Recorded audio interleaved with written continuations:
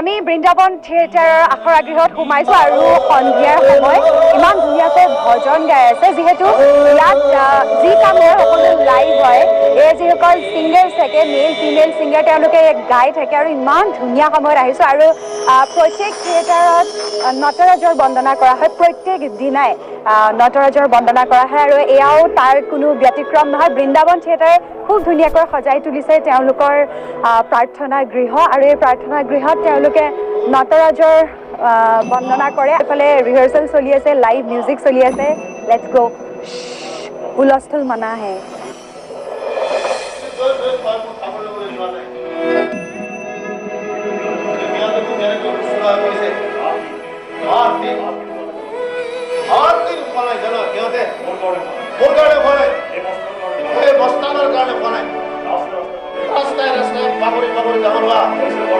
পয়সার কারণে মানুষ মারি পুরা এটা পকটিয়া গুন্ডার কারণে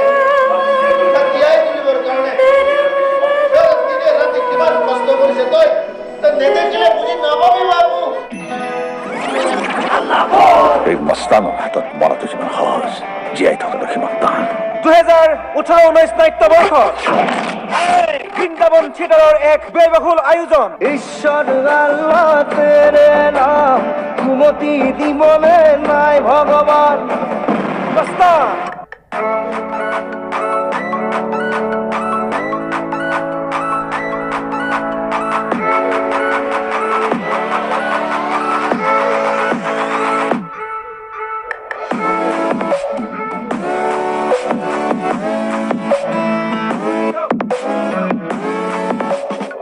মই যেতিয়া থিয়েটাৰত আছিলো মোৰ কাৰণে আটাইতকৈ বেছি কৌতূহলৰ কথাটো আছিলে লাইটাৰ এই বোৰ্ডখন কাৰণ ইমান বেছি ফাষ্ট এজন মানুহে গোটেই বস্তুখিনি এনেকুৱাকৈ অপাৰেট কৰি থাকে আৰু আশ্চৰ্যজনক কথাটো হৈছে যে গোটেই ষ্টেজৰ আৰু পেণ্ডেলৰ লাইট অপাৰেট কৰা এই যে টেবুলখন আপোনালোকে দেখিছে এই টেবুলখন কেইটামান বক্সত বন্ধ হৈ থাকে ভালদৰে টেবুলখন চালে গম পাব এয়া আচলতে কোনো টেবুল নহয় এইখিনি এটাটো বক্স হয় বক্সটো খুলি দিয়াৰ লগে লগে এফালে যদি ছুইচ থাকে আনফালে কানেকশ্যনছ থাকে গতিকে এই বস্তুটো মোৰ কাৰণে বিৰাট সদায় মোৰ কাৰণে কৌতূহলৰ বস্তু এটা হৈ থাকিলে মই তাত যেতিয়া নাটক কৰি থাকিছিলোঁ তেতিয়াও মই তললৈ চাই থাকিছিলোঁ যে কেনেকৈ আৰু ইনফেক্ট ইয়াৰে ইমান জোৰত দাদা এইকেইটা কি কয় আপোনালোকে এইটো কি কয় এইকেইটা আমাৰ ডিমাৰ কয় ডিমাৰটো আপোনালোকে যে ইমান জোৰত ঠেলে চাউণ্ডটো গৈ পেলাই একদম ষ্টেজলৈকে আমি ধুনীয়াকৈ সিকুৱেন্স লৈ পেলাই কৰিব লগা হয় আচ্ছা এই কেনেকৈ পচিবল একেলগে আপুনি দুখন ষ্টেজ প্লাছ ধৰক এখন ষ্টেজত লাইট দিলে সেইখন ষ্টেজত লাইট নুমুৱালে আকৌ তাত আপুনি ছেটিংছৰ কাৰণে যেতিয়া ঠিক কৰি আছে তেতিয়া আপুনি তাত স্পটলাইট দিব লগা হ'ল এইফালে অডিয়েঞ্চৰ মাজত যেতিয়া দৰকাৰ তেতিয়া দিব লগা হ'ল কোনোবা যদি ওপৰত উঠিলে কোনোবা উইংছৰ কাষত গ'ল য'তে ত'তে দিব লাগে কেনেকৈ এটা মাথা ইমান কেনেকৈ চলি থাকে ধৰক ভ্ৰাম্যমানত ঠিক সেইটো গতিতে চলি আছে আমি যেতিয়া হেল্পাৰ কৰিছিলোঁ আমিও দেখিছোঁ যে এনেকৈ কৰি আহিছে আপোনাৰ কিমান বছৰ হ'ল মোৰ ভ্ৰাম্যমানত এয়া 36 running You boy, man. 36 years আপুনি ভ্ৰাম্যমানত দিছে আচ্ছা এই বোৰ্ডখনৰ বিষয়ে মোক অলপ কৈ দিয়ক প্লিজ ইয়াত যেনেকৈ আমাৰ ধৰক নাটকৰ খাতিৰত লাইটটো লাহে লাহে নুমাব লাগিব ডিম কৰিব লাগিব সিকুৱেন্স অনুযায়ী মানে ডিমাৰৰ কামটো হয় তেনেকুৱা ধৰণৰ কথা আচ্ছা আৰু বক্স ন বন্ধ কৰিব পাৰি সব বক্স গতিকে সব বক্স আপোনালোকে মানে ইয়াত আহি পেলাই যেতিয়া টেবুল টাইপ এখন খোল খাই যায় একচুৱেলি টেবুলখন আপোনালোকৰ নিজৰ বক্সটোৰে হৈ যায় ইয়াৰ পৰাই টেবুলটো হৈ যায় আমাৰ ইয়াৰ পৰাই টেবুল আমাক টেবুল নালাগে আমি যেনেকৈ বেলেগ প্ৰগ্ৰাম কৰিব গ'লে আমি এখন টেবুল বিচাৰিব লগা হয় এক্সেক্টলি ইয়াত নালাগে আমাক আৰু এনি টাইম এক্টিভ থাকিব আটাইতকৈ বেছি এক্টিভ থাকিব লগা মানুহজন হৈছে লাইটৰ মানুহজন আটাইতকৈ বেছি এক্টিভ থাকিব লাগিব কাৰণ যদি কিবা এটা শ্বটত কিবাকে যদি লাইটটো য'ত পৰিব লাগিছে তাত নপৰি বেলেগত পৰিলে চিকুৱেন্সটো চেছ সেই আঢ়ৈ ঘণ্টা সময় আমি মানে বেলেগ কথা চিন্তা কৰিবলৈ 1 ছেকেণ্ড টাইম নাই ঘৰৰ পৰা কিবা ইমাৰ্জেঞ্চি ফোন আহিলে নহ'ব আমাৰ যিহেতু লাইটৰ ল'ৰাবোৰ ইয়াত যে বগাই, আটাইতকৈ ভয়ংকৰ কথা মই যদি কিবা এটা পাওঁ, ইয়াত দুটা বস্তুৱে আছে। এই যে বাঁহৰ ওপৰে ওপৰে খোজকাঢ়ি ঘূৰি থাকে, এটা সেইটো, আৰু দুটা এই 2.5 ঘণ্টা সময় যে সেই হাওদাত, ইটছ লাইক আপোনাৰ একদম কম ঠাই, সেই কম ঠাইত কেতিয়াবা দুটা লাইটো লৈ বহিব লগা হয়। লাইটকেইটা কিমান বেছি কিলোৱাটৰ হয়? 1000 ৱাটে হয়, 1000 ৱাটে হয় চব। আজিকালি দুটাও নহয়, আজিকালি 4টা জ্বলে তাত। আৰু আমি আমাৰ কেমেৰা পাৰ্চনক দেখুৱাবলৈ অনুৰোধ জনাম যে আমাৰ যিহেতু লাইটৰ কথা কৈছোঁ, গতিকে লাইটৰ ল'ৰা কেনেকৈ ওপৰত সেই অকণমান জেগাটোত বহি থাকে, ঠাইখিনি আমি দেখুৱাবলৈ চেষ্টা কৰিম।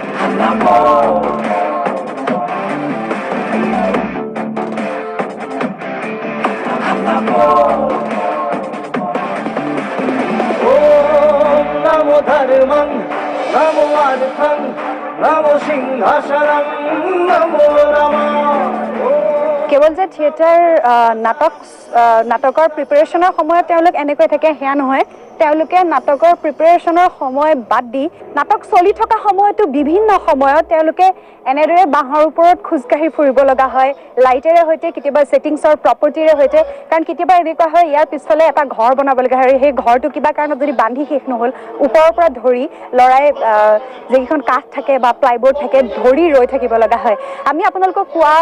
ক'ব বিচৰা কথাখিনিৰ অৰ্থ এইটোৱেই যে অত্যন্ত সংগ্ৰামৰ মাজেৰে চলি থাকে, কঠোৰ কষ্টৰ মাজেৰে ভ্ৰাম্যমান থিয়েটাৰৰ নাটক। আপোনালোকৰ 2 ঘণ্টা 2.5 ঘণ্টাৰ মনোৰঞ্জনৰ বাবে এওঁলোকে কৰে অশেষ কষ্ট।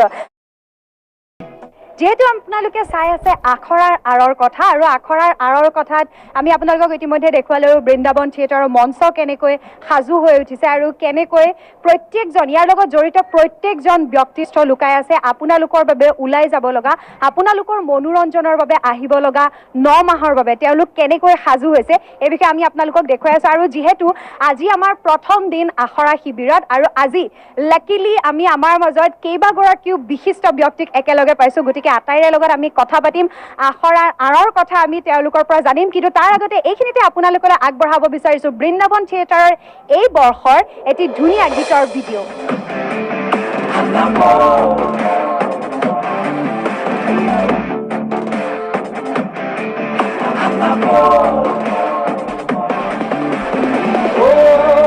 নমো ধর্মং নমো অর্থং নমো সিংহাসনং নমো নমঃ।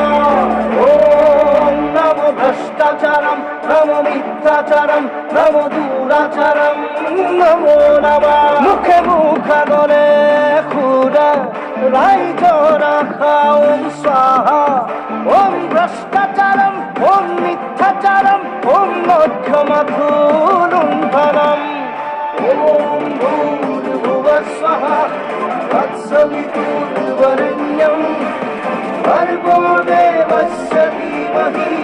ধিয়ো यो নঃ প্রচোদয়াৎ।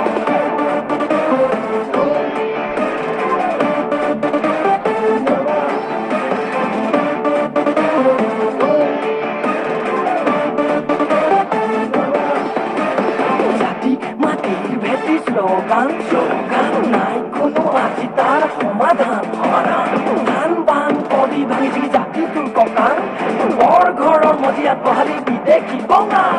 ধনৰ লোভত নে গাদীৰ মুখত নে নপুৱাৰ খপত নে কিহৰ ভোকত, আজিয়ে শুনিল নিজকে চিনিল ভালকৈ শুনিল যি কৰিল, নহলে চাবি নহলে চব চাবি চহনা।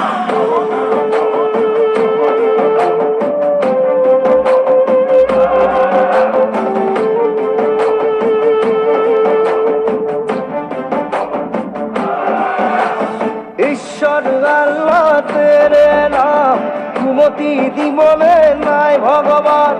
তাৰ মুখত শুনিম সুদিনৰ গান, ভয়তে পলাতক ৰাজাৰা, মুখে মুখাগৰে খুৰা ৰাইজ ৰাখা ওম স্বাহা। ওম ভ্ৰষ্টাচাৰম ওম মিথ্যাচাৰম ওম মধ্যমাথুলুণ্ঠনম। ওম নমতন্ত্ৰম নমো মন্ত্ৰম নমো গণতন্ত্ৰম। ওম নমো ধৰ্মং নমো অৰ্থং নমো সিংহাসনং।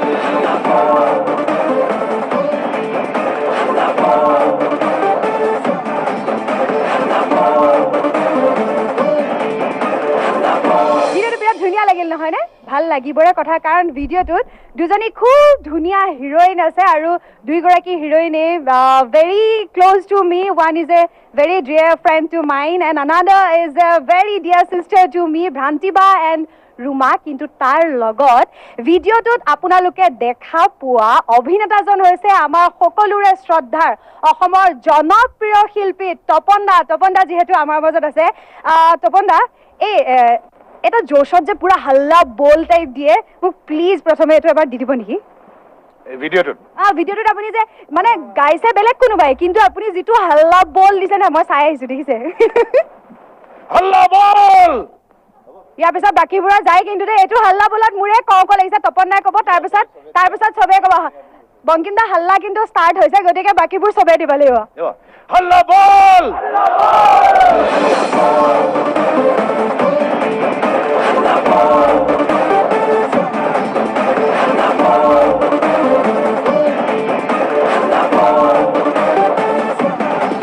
হাল্লা পুৰা ষ্টাৰ্ট হৈ গৈছে মোৰ আৰে বাপৰে মোৰ ৰমতে খাৰে হৈ গৈছে তপন দা আমি বহুত বছৰ ধৰি আপোনাক চিনেমাৰ স্ক্ৰীণত হওক টিভি স্ক্ৰীণত হওক ভ্ৰাম্যমান থিয়েটাৰ হৈ একেধৰণে দপদপাই থকা দেখি আছোঁ প্ৰথম এটা লাখটকীয়া প্ৰশ্ন এইটো গোটেই অসমৰ ৰাইজৰ পৰা প্ৰশ্ন আপুনি এনেকৈ থকাটো কেনেকৈ মেইনটেইন কৰে যেনেকুৱা আছিল মানুহজন তেনেকৈ আছে কেনেকৈ মেইনটেইন কেনেকৈ কৰে নহয় আচলতে হেৰি এটা আছে সপোন এটা আছে যে মই এনেকুৱা তেনেকুৱা কাম কিছুমান কৰিম সেই কামবিলাক থৈ দিছোঁ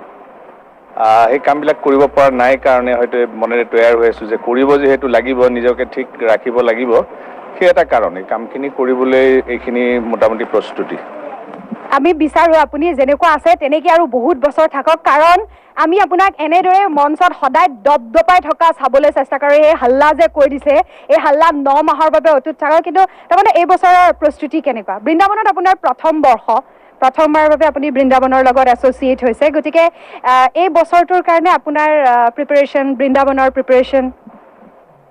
বৃন্দাবনৰ এনেই আৰম্ভণিৰ পৰাই মই যিখিনি লক্ষ্য কৰিছোঁ যে মোবাইল থিয়েটাৰ যিখিনি আছে তাৰ ভিতৰত সুকীয়া এটা স্থান আছে তেওঁলোকৰ যিটো মানদণ্ড সেইটো সদায় অক্ষুণ্ণ ৰাখি কাম কৰি গৈছে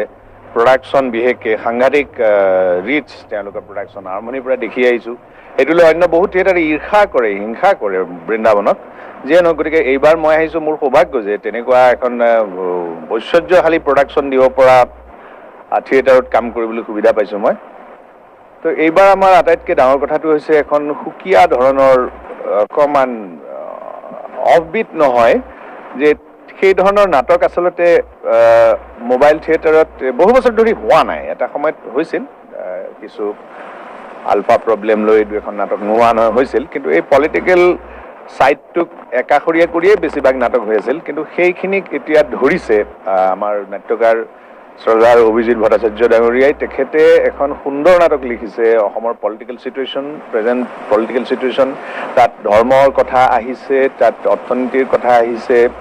মানৱিক দিশটোৰ কথা আহিছে আহি সুন্দৰ নাটক এখন তেওঁ কৰিছে যিটো ছাবজেক্ট তেওঁ নিজেও হয়তো বোধ কৰোঁ লিখা নাছিল গতিকে নাটকখনেই সুকীয়া হৈ উঠিছে আৰু আমি কৰিও অন্য ধৰণৰ এক মেজাজ এটা পাইছোঁ নাটকখনত মজা এটা পাইছোঁ আৰু আমাক সুন্দৰকৈ ছাপৰ্ট কৰি আছে থিয়েটাৰখনৰ প্ৰযোজক গণেশ ৰায়মেধি বংকিমে তেখেতে সুন্দৰকৈ আমাক ছাপৰ্ট কৰি আছে গতিকে আমি ভাবিছোঁ এইবাৰ খুব সুখী হৈছোঁ মই প্ৰডাকশ্যনটো দেখি তাৰ প্ৰডাকশ্যনৰ আমাৰ কলা কুশলী যিখিনি আছে তেওঁলোকক দেখি সহকৰ্মীসকলক দেখি খুব ভাল লাগি আছে এতিয়ালৈকে আমি নমাৰ পিছত এতিয়া ষ্টেজত ৰাইজে কি ৰায় দিয়ে সেইটোৰ ওপৰত ডিপেণ্ড কৰিব ডেফিনেটলি ভালেই হ'ব ভাল হোৱাৰে কথা কাৰণ ইয়াত আমি গ্ৰাউণ্ডত ইতিমধ্যে আমাৰ দৰ্শকসকলেও দেখিলে যে ৰিহাৰ্চেল পূৰা চলি আছে তৰালী বাই মিউজিক কৰি আছে মিউজিকৰ লগে লগে এটা চিন এটা সংলাপ সজাই গৈ আছে আমাৰ শিল্পীসকলে কিন্তু তপন দা ইমান বছৰ থিয়েটাৰৰ কেৰিয়াৰত মই যদি আপোনাক সুধোঁ আপুনি আটাইতকৈ অপ্ৰস্তুত হোৱা মুহূৰ্তটো কেতিয়া আছিল থিয়েটাৰৰ মঞ্চত অপ্ৰস্তুত হোৱা মুহূৰ্তটো এইটো মোৰ ডাইনীৰ প্ৰেমপতকৈ মনত পৰি গ'ল মোৰ ডাইনীৰ প্ৰেম কৰি থাকোঁতে তেতিয়া দিল্লীৰ কৃষ্ণা বৰুৱা তেওঁ NSD নাছিল NSD কমপ্লিট নকৰিলে তেওঁ তাত অভিনয় কৰিবলৈ আহিছিল আহি শেষৰ এটা চিন আছিল চিনটোত মই এইডছ পেচেণ্ট হৈছিলোঁ তেতিয়া মই শ্লিপিং শ্বুট পিন্ধি আছিলোঁ পাইজামা আৰু হেৰি পিন্ধি আছিলোঁ হস্পিটেলৰ বেডৰ পৰা উঠি আহোঁ তেওঁ কৃষ্ণা বৰুৱাই ভৰিত ধৰি মোক ক্ষমা খুজি খুজি কিছুমান সংলাপ কয়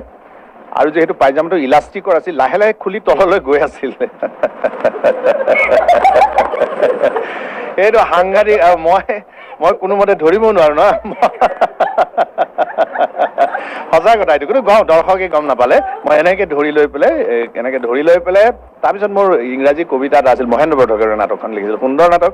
এইডছৰ সমস্যা লৈ পেলাই প্ৰথমবাৰ হৈছিল ভ্ৰাম্যমাণ থিয়েটাৰ নাটকখন সেইটো খুব মোৰ সাংঘাতিক যে আৰু হয়তো কেইছেকেণ্ডমান হেৰি হ'লে সেইটো মোৰ হাতৰ হেৰিৰ পৰা এক্টিয়াৰৰ পৰা খুলকি গ'লেহেঁতেন কিন্তু মই ধৰি ৰাখিছিলোঁ তাৰ সমান মই প্ৰস্তুত মুহূৰ্ত মই পৰা নাছিলো থেংক ইউ তপন দা আমি আশা কৰোঁ গোটেই বছৰটো খুব ধুনীয়াকৈ পাৰ হয় কিন্তু ইমানতে আমি আপোনাৰ পৰা আঁতৰি যোৱা নাই আমি বাকীসকলৰ লগত কথা পাতি পুনৰ আহিম আপোনাৰ ওচৰলৈ আৰু যিহেতু নাটকৰ কথা কৈছে 3খনকৈ নাটকেৰে এইবাৰো সজাই তুলিছে বৃন্দাবন থিয়েটাৰ আমাৰ লগত আছে স্বনামধন্য নাট্যকাৰ অভিজিত ভট্টাচাৰ্য ডাঙৰীয়া Abhijit da first of all thank you for coming কাৰণ আপুনি ইমান ব্যস্ত হৈ আছে ইমান ব্যস্ত হৈ থকাৰ মাজত ইয়াত এইমাত্ৰ তপন দাই ক'লে যে এইবাৰৰ মস্তান নাটকখন অলপ বেলেগ আপুনি মস্তান ৰাইজে কিয় চাব লাগে বুলি ভাবে মস্তান চাব লাগে এইকাৰণে যে আজি যিটো পৰিৱেশ চলি আছে অসমত বা সমগ্ৰ ভাৰতবৰ্ষত ধৰ্মক লৈ আৰু বিশেষকৈ ধৰ্মক কেন্দ্ৰ কৰি যিটো ৰাজনীতি চলি আহিছে সেই ৰাজনীতিটোৱে আমাৰ সমাজৰ যিটো সম্প্ৰীতি বিনষ্ট কৰিছে আমাৰ মানুহবিলাকক ভাগ ভাগ কৰি দিছে সাধাৰণতে কোৱা হয় অভিযোগ কৰা হয় যে ভ্ৰাম্যমাণ থিয়েটাৰৰ নাটকবোৰ বাস্তৱমুখী নহয় বা আজিৰ যি সমাজ জীৱন বা বাস্তৱ যিটো ৰাজনীতি সেইবোৰ বিষয় প্ৰতিফলিত নহয় ভ্ৰাম্যমাণ থিয়েটাৰৰ নাটকত কিন্তু এইবোৰ অভিযোগৰ এটা যোগ্য প্ৰত্যুত্তৰ হ'ব যেন লাগিছে মস্তানখন কাৰণ নাটকখনত খুব চেঞ্চিটিভ কিছুমান অতি স্পৰ্শকাতৰ বিষয় কিছুমান কৰা হৈছে মানৱীয় কথা কিছুমান উপস্থাপন কৰা হৈছে আৰু নাটকখন নাটকটো ডাঙৰ এটা লিখোঁতে মোৰ বহুত কষ্ট হৈছে কাৰণ বাকী নাটকত কিছুমান নাটক আজি বহুত বছৰ নাটক লিখিলোঁ কাৰণে কিছুমান নাটক লিখি দিয়া যায় কিন্তু মস্তানখন লিখোঁতে খুব কষ্ট হৈছে বহুত ভাবি চিন্তি লিখিব লগা হৈছে সেইকাৰণে হয়তো ইয়াত পাণ্ডুলিপিটো দিওঁতেও মোৰ অলপমান পলম হ'ল তপন দাৰ অলপমান মোটামুটি খং এটাও খাইছোঁ মই অলপমান কিন্তু তপন দাৰ খংটোলৈ চবেই ভয় কৰে আপুনি মানে খংটো খাইছোঁ বুলি ক'লে মই উল্টি এবাৰ চাইছোঁ এইটো কেনেকুৱা ধৰণৰ কি চলি গ'ল এইটো নাই এইটো মই বংকিম দাৰ পৰা বেছি ভাল আনচাৰ পাম চাগে ন তপন দা এইটো মানে অভিজিত দাতকৈ উত্তৰটো এইটো বংকিম দা আপুনি ৰেডি হৈ থাকক এইটো প্ৰশ্নৰ উত্তৰৰ কাৰণে নাই তপন দাই খং কৰিছে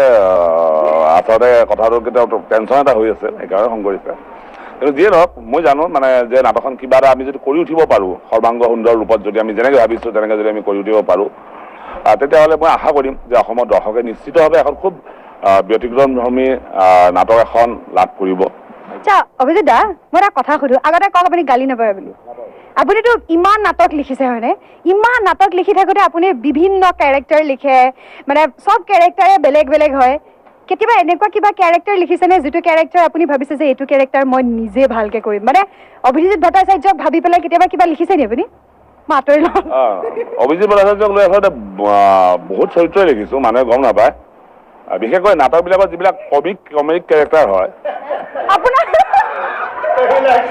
চব অভিজিত ভট্টাচাৰ্য আচলতে যিখিনি কমিক চৰিত্ৰ আছে ইয়াৰে যিটো মস্তানখনৰ যিটো আমাৰ প্ৰণৱ শৰ্মাই কৰিছে সেই চৰিত্ৰটো যেতিয়া তেওঁ কৰি থাকে তাৰ মাজত মই কিন্তু অভিজিত ভট্টাচাৰ্যজনক বিচাৰি পাওঁ গতিকে এই অভিজিত ভট্টাচাৰ্যজনক আজি কিন্তু আমাক প্ৰণৱ দাই দেখুৱাব লাগিব আজি এইজন অভিজিত ভট্টাচাৰ্য আমি চাওঁ কাৰণ নাট্যকাৰ অভিজিত ভট্টাচাৰ্য দেখিছে কিন্তু কমেডি কৰা অভিজিত ভট্টাচাৰ্য চাগে আজিলৈকে কোনেও দেখা নাই আমাৰ যিসকল ভ্ৰাম্যমাণ থিয়েটাৰৰ শিল্পী কলা কুশলী আছে তেওঁলোকে চবেই দেখিছে নেদেখা নাই টিভি চেনেলত অৱশ্যে দেখা নাই চেনেলত দেখা নাই থেংক ইউ অভিজিত দা আৰু ইয়াৰ লগে লগে আমাৰ লগত আছে the madly queen Tarali Sharma Tarali বা বিৰাট বেছি বিজি চাগে নহয় অলপ চলপ আৰু কিমান ঘূৰি ঘূৰি ঘূৰি ঘূৰি ঘৰ সংসাৰ আৰু এই মিউজিক চিউজিক একেলগে কেনেকৈ মেনেজ কৰা When you love your art, manage হৈ থাকে কিবাকে একদম কিন্তু এই মস্তান নাটকখন আমি দেখিলোঁ যে তুমি মিউজিক কৰি আছা কৈ আছা এইটো কৈ আছা তাৰপিছত মই তোমাৰ পৰা জানিব বিচাৰিম যে সাধাৰণতে যেতিয়া তুমি ষ্টুডিঅ'ত ৰেকৰ্ডিং কৰোৱা তেতিয়া ধৰা তোমাৰ গাইডেঞ্চত তুমি এবাৰ ৰেকৰ্ডিং কৰোৱাই দিলা দুটা নোট ওপৰত যাব লাগে এইটো নোটটো লগা নাই এণ্ড অল কিন্তু ইয়াত তুমি ৰিহাৰ্চেলত 15 দিন থাকিবা শিকাই দিয়া এই একেবাৰে ট্ৰেইনড আৰ্টিষ্ট নহয় তেওঁলোক, যিসকলে ইয়াত 9 মাহৰ কাৰণে গীত গায়। আটাইতকৈ ডাঙৰ কথা তেওঁলোকে লাইভ গায়। লাইভ গাবৰ কাৰণে যিকোনো ট্ৰেইন ছিংগাৰৰ কাৰণে মানে অসম্ভৱ হৈ যায় 9 মাহ দিনে নোট একদম জোখত ৰাখিবৰ কাৰণে। তেওঁলোকক ট্ৰেইন কৰিবৰ কাৰণে স্পেচিয়েলি তুমি কেনেকৈ নিজক প্ৰস্তুত কৰা বা কি কৰা? তাৰমানে বিৰাট চেলেঞ্জিং হয়। যিখিনি মিউজিচিয়ান থাকে তেওঁলোকৰ প্ৰায়খিনিয়ে মেইন ষ্ট্ৰীমৰ যিটো মিউজিক ছিষ্টেম আমাৰ চলি থাকে ষ্টুডিঅ' বাট সেইখিনিতকৈ একেবাৰে বেলেগ। ইনফেক্ট আমি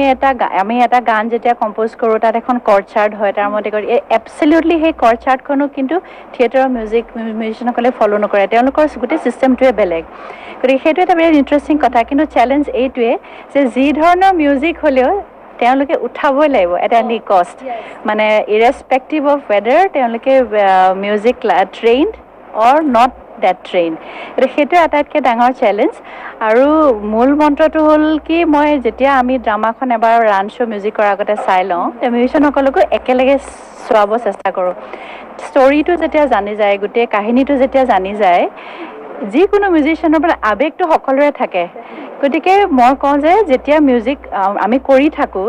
একোটা চৰিত্ৰ, সেই চৰিত্ৰটো যেতিয়া সেই মিউজিচিয়ান কেইজনে নিজে হৈ যাব, তেতিয়া তাৰমানে ট্ৰেইনড আৰু আনট্ৰেইনড কথাটো নাহে। তেতিয়া তাৰমানে অন্তৰৰ পৰা সেই আৱেগটো সুৰ হৈ ওলাই যায়। গতিকে সেইকাৰণে মই আৱেগটোতে গুৰুত্ব দি বুলি কওঁ। গতিকে তেনেকৈ ট্ৰেইনটো খুব ধুনীয়াকৈ হৈ যায়। কিন্তু তৰালি বা অকল কথা শুনি এৰি দিব মন যোৱা নাই, কিবা 2টা লাইন প্লিজ। মই যেতিয়া আহিছিলোঁ খুব ধুনীয়াকৈ মই শুনি আছিলোঁ, মই বা বাইদেউকো মই একেলগে গাই থকা দেখিছিলোঁ। সকলোৱে তৰালি বাই খুব ধুনীয়াকৈ শিকাই আছিলে আৰু আপুনি বৰ ধুনীয়াকৈ গাই আছিলে। ইনফেক্ট আমি যেতিয়া ষ্টেজত শ্বট লৈ আছিলোঁ তেতিয়া মই কৈ আছিলোঁ যে আমাৰ বেকগ্ৰাউণ্ড একো দিবৰ কাৰণে দৰকাৰী নাই। গধূলি সময়ত ইয়াত যেতিয়া গোসাঁই ঘৰত চাকি জ্বলিছিলে, ইমান ধুনীয়াকৈ ভজন বাজি আছিলে, একদম মানে গোটেই পৰিৱেশটো ধুনীয়াকৈ মিলি গৈছিলে। গতিকে আপোনালোক দুয়োজনে লগ লাগি কিবা এটা লাইন শুনাব লাগিব প্লিজ। वैष्णव जरते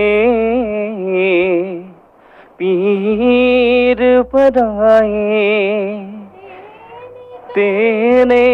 कहिए जे पीर पराए, जान रे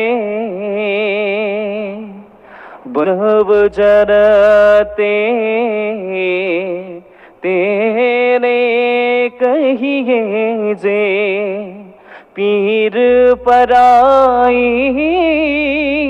जान रे